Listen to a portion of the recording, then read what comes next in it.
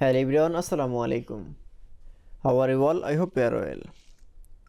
Welcome back to my channel in this new video. Today's video, how to convert image into a frame in Google Sheets. So let's started. At first open your Google Sheets document.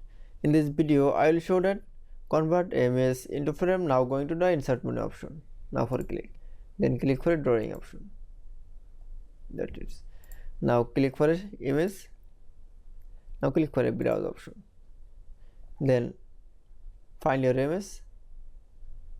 Now for select. Now click for a image. Now for open. Then you show insert from image. Now resize your image. Now going to the mask image option. Now click for a shape option. Now click for a frame. That's it. This frame is a border width. Now click for a border width option. Then click for a 3px.